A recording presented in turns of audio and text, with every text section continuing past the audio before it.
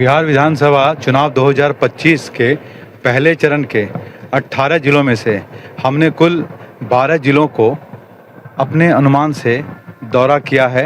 और लोगों से मिलकर उनके मन मिजाज को समझने की परखने की कोशिश की है। हमें तरह तरह के विचार मिले,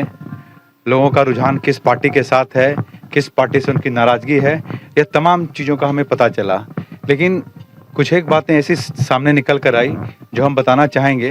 कुछ लोग कैमरे पर आकर नहीं कहना चाहे, लेकिन एक बात जो बिहार में बहुत सीधे तौर पर सुनने को और समझने को मिली वो ये कि यहाँ के जो मतदाता हैं, इस बार उनका कहना था कि बिहार में जो शराबबंदी हुई है उस शराबबंदी का कोई खास असर नहीं दिख रहा। नीतीश सरकार ने भले ही एक बहुत बेहतर कदम उठाया होगा सन 2016 में, 2016 से यहाँ शराबबंदी है, लेकिन फिलहाल घर घर होम डिलीवरी की सुविधा है। मतलब गलत तरीके से शराब बेचा जा रहा है और फिर नशे का एक ऐसा प्रकोप इस राज्य में आ चुका है, प्रवेश कर चुका है, जिससे छोटे छोटे बच्चे भी नशे की शिकार हो रहे हैं। यहाँ पर कई दूसरे तरीके से नशीले पदार्थों का सेवन किया जा रहा है और फिर कालाबाजारी के साथ तस्करी, और फिर यहाँ पर शराब से जुड़ी ऐसी कितनी तरह की घटनाएं हैं कि हम अगर इस वक्त आपको बताना चाहें तो वक्त कम पड़ जाएगा। जेल में जिस जेल की कैदियों को रखने की संख्या जहां 50 है, वहां उस जेल में 150-200 की आबादी में कैदी सिर्फ शराब के मामले में फंसे पड़े हैं। ऐसे कई यहाँ के लोकल थाने हैं जहां पे शराब के मामले से जुड़ी हुई जो मोटरसाइकिलें हैं, जो बड़ी बड़ी गाड़ियां हैं, उनको थाने में रखा गया है, जबकि उनकी जो बाहर आने की जितनी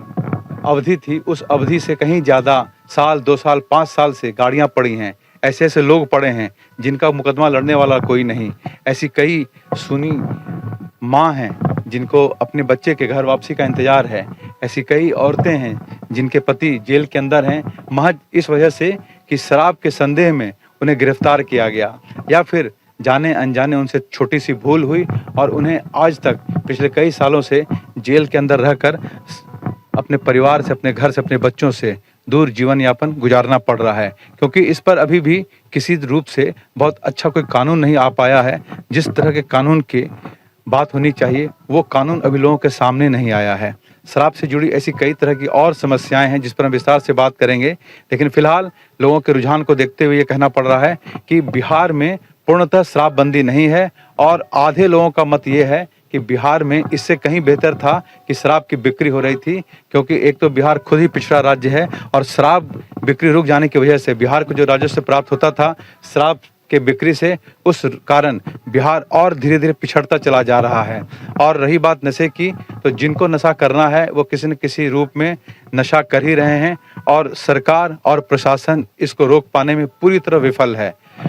फिर भी देखना यह दिलचस्प होगा कि क्या इस बार शराब के मांग पर नीतीश सरकार को पड़ती है वोट, या फिर लोग कहीं और अपना रुख करते हैं और इनका पाला बदल कर किसी दूसरी पार्टी के साथ तालमेल बिठाते हैं। एक तरफ जन स्वराज के जो महासचिव हैं, अध्यक्ष हैं श्री प्रशांत किशोर, उन्होंने ये दावा किया हुआ है कि अगर उनकी सरकार सत्ता में आएगी तो सत्ता में आते ही 1 घंटे के बाद वो बिहार में फिर से पूर्णतः शराब को खोल देंगे, मतलब शराब की बिक्री चालू हो जाएगी। फिर भी यह दिलचस्प होगा देखना कि आगामी 14 नवंबर को किसके पक्ष में आता है नतीजा, किसकी बनेगी सरकार, या फिर बिहार में हुआ कुछ बहुत बड़ा बदलाव। कैमरा पर्सन राहुल शुक्ला के साथ मैं सुमित कुमार, आप देख रहे हैं NAI न्यूज़।